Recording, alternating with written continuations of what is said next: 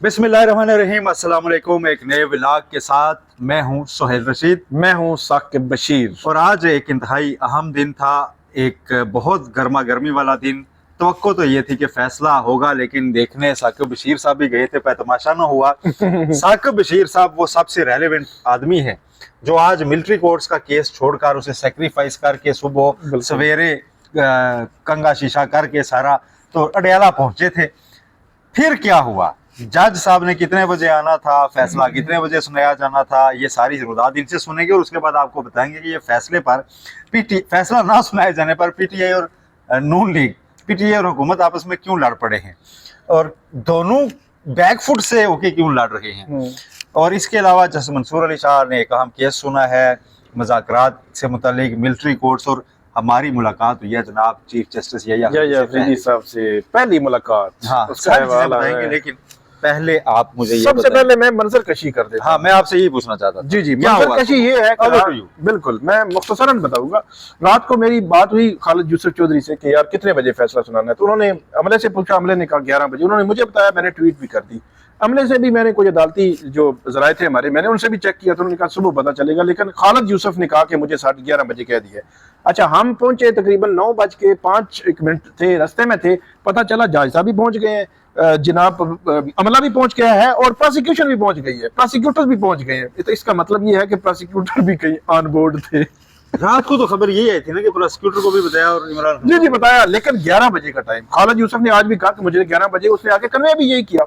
अच्छा, हुआ यह कि उम्मीद तौर पर, क्योंकि एक और चीज मैंने सुहेल साहब पता की वकला से भी जो इनके आते हैं, वो कह रहे 10 बजे से पहले कभी समाअत ही नहीं हुई। फिर आपको पता है कि इस्लामाबाद की इंसाफ अदालत का टाइम 9:30 बजे है। 9:30 बजे जज साहब इस्लामाबाद इंसाफ अदालत बैठते हैं, तो वहां 8:30 क्या मतलब जरूरत ही नहीं, मेरा ख्याल है 8:30 केस शुरू करने की। जब यही केस अडयाला जेल में पूरा एक साल जो है वो 10 बजे के बाद 11 बजे, कभी 2 घंटे वेट, कभी जो है वो रात 8 बजे तक जो है वो प्रोसीडिंग चलती रही, बल्कि 18 दिसंबर को रात 9 बजे तक प्रोसीडिंग चली है। मतलब अदालती वक्त तो 3:30 बजे था। अगर आपने बिल्कुल इतने ही वो फीते के साथ हर चीज खींचनी है, तो फिर तो 3:30 के बाद जो समातें हुई हैं उनका क्या स्टेटस है कि आप कह रहे हैं कि वो आए नहीं है।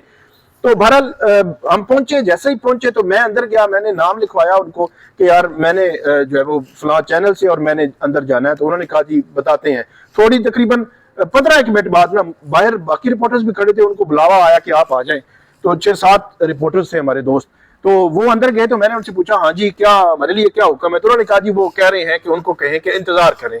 तो सुहेल साहब बड़ा अनफॉर्चुनेट है कि आपको अंदर नहीं जाने दिया और एक रिपोर्टर को रोक के, उसकी रिपोर्टिंग को रोक के, मेरा ख्याल में अगर आप जिनके पास इस्लामाबाद हाईकोर्ट का ऑर्डर मौजूद है, असद मलिक साहब डॉन से हैं, उनको उन्होंने कन्वे किया रात सुपरिटेंडेंट अडयाला जेल को। फिर एक और जरिया है हाई कोर्ट का, मैंने उनके जरिए भी कन्वे कराया कि सुबह फलां बंदा आएगा।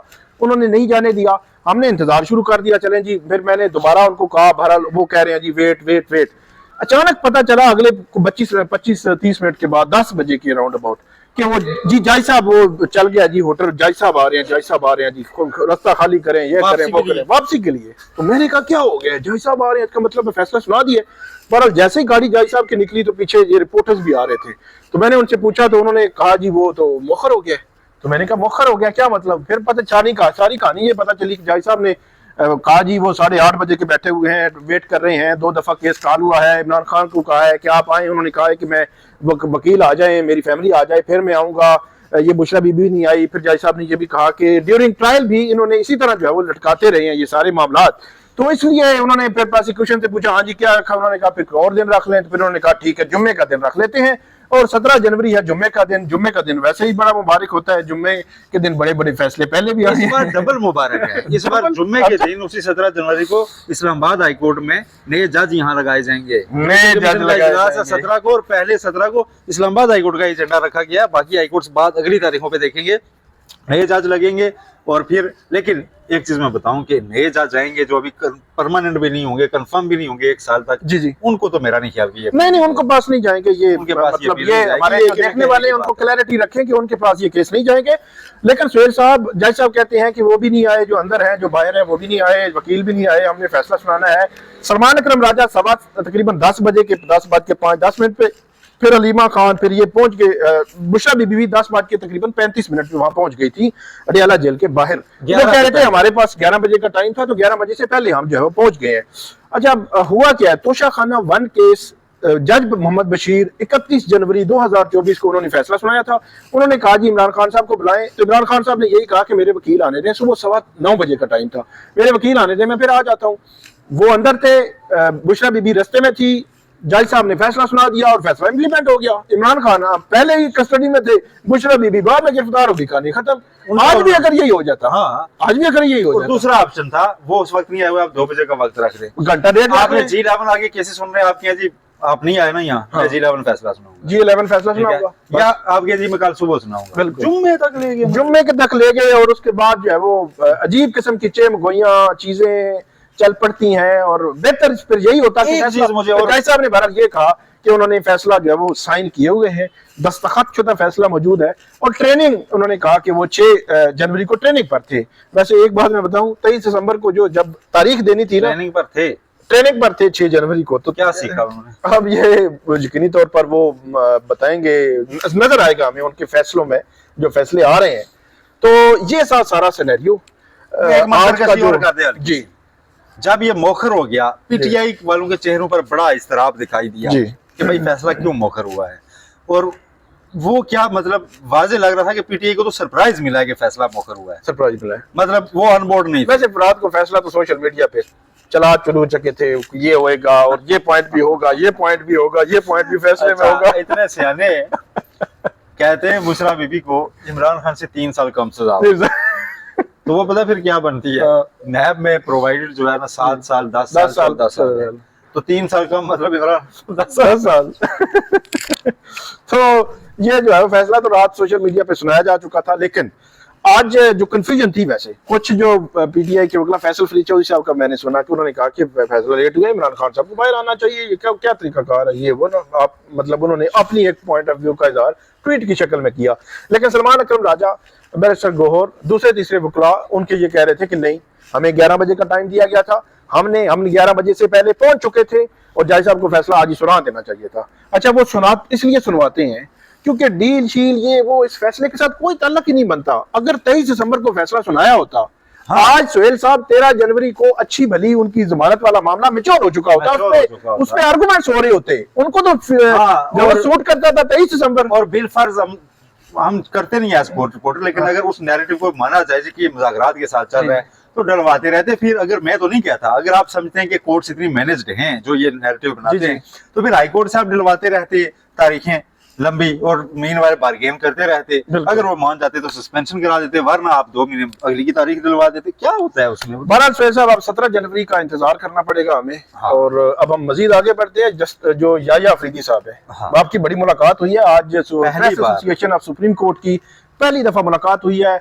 26 अक्टूबर को chief justice Yahya Afridi chief justice बने, तब से लेकर आज 13 जनवरी पहली दफा सहाफियों की मुलाकात हुई। क्या हुआ, क्रक्स क्या है, खबर क्या है, कुछ बताएं।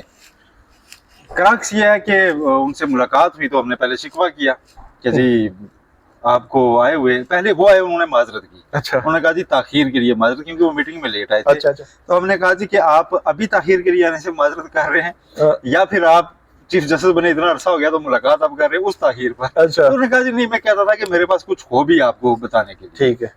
तो उन्होंने बताया जी कि ये रिफॉर्म्स हो रही है, ये कमेटीज हो गई, ये हो गया, वो हो गया, दौरे किए, जो उनकी अपनी चीज थी वो उन्होंने बताई। ठीक है, वो तो खैर चलती रही, वो सारा सिलसिला हुआ।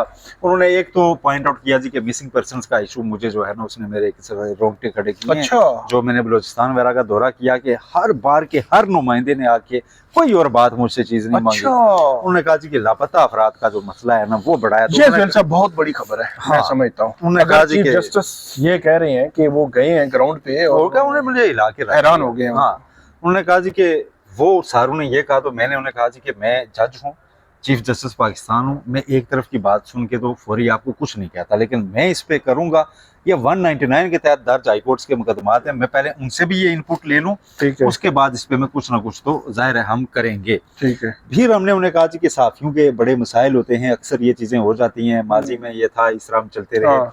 उन्होंने कहा जी कि मैं जो है ना, मेरे जो सुप्रीम कोर्ट के पीआरओ हैं, पीआरओ, उन्होंने कहा मैं आपको अपने किसी साथी स्टाफ अफसर से भी नहीं कहता, ये आपके दोस्त ने पीआरओ, इनको आप पहुंचाएं, ये फौरी मुझे कम्युनिकेट करेंगे और जो होगा हम करेंगे। ठीक है, ये मतलब उसमें अच्छी चीजें थी। फिर उन्होंने हम फिर बातों में हम ले गए ना, ठीक है। 26वीं तरमीम पे तो उनका देखिए मौकफ है कि वो जुडिशल कमीशन उसमें वो क्या आईनी नाम है, बेंच वो का आईनी बेंच का ठीक मौका है, ठीक है। ठीक है। उन्होंने कहा जी कि अदलिया पे सख्त वक्त गुजरा है, अच्छा। 2-3 साल, और इस वजह से यूं लगता था कि जजेस आपस में महाजराई में है, तो अब वो वक्त गुजर गया है और हम भाई भाई हैं। फिर उन्होंने जस्टिस सैयद मंसूर अली शाह की बहुत तारीफ की। ठीक है। उन्होंने कहा जी कि वो उन्होंने ADR यानी अल्टरनेट डिस्प्यूट रेजोल्यूशन जो है ना, साल से किया, उन पे बहुत अच्छा काम किया है और वो चीज़ों को बड़ा मुस्बत तरीके से आगे बढ़ा रहे हैं। जस्टिस आजाद मलिक साहब की उन्होंने बहुत तारीफ की। अच्छा। उन्होंने कहा जी कि जो क्रिमिनल केसेस पुराने फंसे हुए हैं वो 11:30 बजे एक बेंच में बैठ रहे हैं और उसको वो जो है कंडक्ट कर रहे हैं।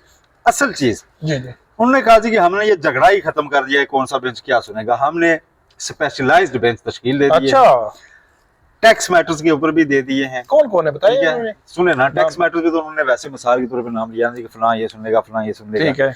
अगली उन्होंने कहा जी कि इलेक्शन मैटर्स में भी हमने स्पेशलाइज्ड बेंच कर दिए हैं। ठीक है, हमने कहा जी यह तो खबर है, खबर है। हमने फिर जुल्करनैन साहब ने ना घुमा फिरा कहा जी कि वो उसमें कौन कौन होगा, तो उन्होंने कहा जी ना ना ना ना वो जब बैठेंगे तो आपको बताएंगे। अच्छा, वो जब बैठेंगे तो आपको नजर आएंगे। ठीक है, और बाकी कुछ जजेस को भी जिम्मेदारियां दी जा रही हैं, उसका उन्होंने कहा जी अभी नोटिफिकेशन नहीं है तो उसका हम जिक्र नहीं कर रहे फिलहाल कर रहे। ठीक है, लेकिन असल चीज कहने की यह है कि उन्होंने कहा जी कि जजेस को ब्रैकेट ना करें इसी के खिलाफ। एक चीज की उन्होंने तस्दीक की कि यस कुछ जजेस के खिलाफ कार्रवाई इनिशिएट तो हुई है। ठीक है, लेकिन नाम शाम नहीं बताया, नाम उन्होंने नहीं बताया। हमने कहा जी जो क्लियर हो गया ना उनके नाम हमें बताने चाहिए आपको। उन्होंने कहा जी इसको मैं एजेंडे के तौर पर सुप्रीम जुडिशल काउंसिल की अगली मीटिंग में शामिल कर रहा हूँ आपकी इस डिमांड को, और वहां पर बाकियों की राय लेकर भी हम इसका फैसला जो है वो जरूर करेंगे। डिस्ट्रिक्ट जुडिशरी उन्होंने कहा जी ठीक होने में थोड़ा टाइम लगेगा, लेकिन यहाँ से आपको चीजें बेहतरी की तरफ जाती जो है वो नजर आएंगी। अच्छा, ये उन्होंने बातें की। बाकी हमने फिर पूछा जी कि बड़ी खत्तो किताबत होती थी, जस्टिस मंसूर अली शाह तो चीफ जस्टिस साहब की जानिब से जवाब आते हैं वो नहीं सामने आते। तो उन्होंने पीआरओ से कहा अगली मीटिंग का टाइम हो गया। अगली मीटिंग का टाइम हो गया, हंसते हुए ना, मतलब तो फिर इस नोट पे वो खत्म हो गया ये वो मुलाकात। अच्छा, मिलिट्री कोर्ट्स का एक चीज बताएं मुझे कि मिलिट्री कोर्ट्स जो अभी फैसले हुए हैं उनका सुप्रीम कोर्ट का यानी बेंच जायजा लेगा, आपको लगता है? क्या लगता है? आज की समाअत में इस तरफ इशारा वाज़े दिया गया जी कि हमें कोई आप फैसला वगैरह पेश करें। ख्वाजा अरस ने ये कहा कि एक आधा फैसला हम आपको कोई दिखा सकते हैं, लेकिन उन्होंने कहा ये जस्टिस वैसे ये भी वैसे मेरे लिए तो फिर लतीफ है, एक आधा फैसला यार पब्लिक करें। जस्टिस हसन नजर रिजवी ने सवाल उठाया था कि जी क्या वहाँ पे गवाहान किस नेचर के थे, एविडेंस को किस तरह से देखा गया, और सबसे बड़ा सवाल कि ऑफिशियल सीक्रेट एक्ट में उन्होंने कहा अगस्त 2023 में तरमीम हुई है, तो क्या उसका इतलाक 9 मई के वाकयात पर किया गया है माजी से, और उसके तहत आपने ये मुकदमा चलाएंगे, हमने देखना है। जस्टिस अमीनुद्दीन खान ने कहा देखें वो लोग अपील भी कर रहे हैं तो अभी हमें उस पर असरअंदाज नहीं होती है। जस्टिस मोहम्मद अली मजहर ने कहा no, with due respect for the head of bench, उन्होंने कहा कि हम ये जायजा ले सकते हैं क्योंकि हमने कहा उनको आप फैसले सुनाएं। वैसे मैं तो हैरान हूं अभी तक बेंच ने मंगवाया क्यों नहीं मंगवाते। अच्छा, क्या क्या फैसले हैं बताएं, देखें हम। ख्वाजा अरस बार बार कह रहे थे कि आइन ने मान रखा है कोर्ट्स काम कर सकती हैं, मिलिट्री कोर्ट्स कर सकती हैं, तो जस्टिस जमाल ख्वाजा अरस पर भी बड़ा अफसोस। जस्टिस जमाल खान मंदोखेल ने कहा कि नमाज के करीब मत जाओ मगर नशे की हालत में। कहते हैं ये कंडीशन लगाई हुई है, तो कहते हैं यहाँ भी कोई कंडीशंस तो हैं। जस्टिस जमाल खान मंदोखेल ने कहा मैं पिछली पूरी रात पढ़ता रहा कि मुझे कोई इसमें से चीज मिले, नहीं मिली।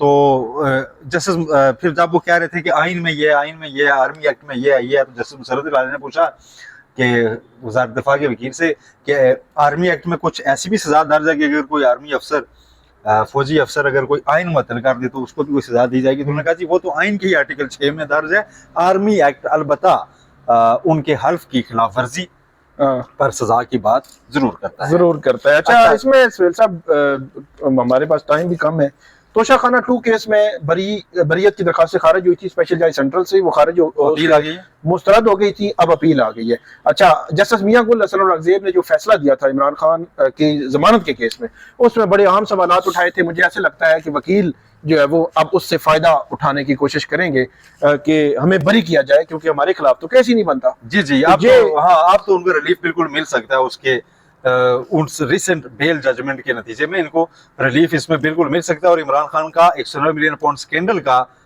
जो फैसला आ जाएगा 4 दिन में, वो अपील और ये अपील अगर इकट्ठी डिसाइड हुई तो नैब के और इसके करप्शन के तमाम मुकदमात से इमरान खान की जान खुलासी हो जाएगी। आज एक मंसूर अली शाह साहब ने फैसला, जी जी, कोर्ट में एक मामला बना, उनकी कोर्ट में ये मामला बना जी कि एक टैक्स का मैटर था, ठीक है जी, उसकी आईनी तशरीह का। तो उन्होंने कहा जी 191A में उसके चेंजिंग से हमसे तो इख्तियार ले लिया गया। तो उन्होंने सवाल उठा दिए कि क्या सुप्रीम कोर्ट से कोई इख्तियार वापस लिया जा सकता है। ठीक, बैरिस्टर सलाहुद्दीन पेश हुए थे उसमें और उन्होंने वीडियो लिंक पर उन्होंने कहा जी कि नहीं लिया जा सकता। ठीक है। तो जैसे मंसूर अली शाह ने उस पर संजीदा सवाल उठाया, उन्होंने कहा जी अब एक ऐसा मामला देखे हमारे पास इसका इख्तियार ही नहीं कि हम इस पर फैसला करें। ठीक, तो उसमें फिर 2 हफ्ते की तारीख दी गई है। तो आवाजें उठ रही हैं आवाजें, मजीद उठेंगी। तो ये आज की कार्रवाई है। तो नाज़रीन, आपको हम अपडेट करते रहेंगे, हमें आप फीडबैक दीजिएगा। अल्लाह हाफिज। अल्लाह हाफिज।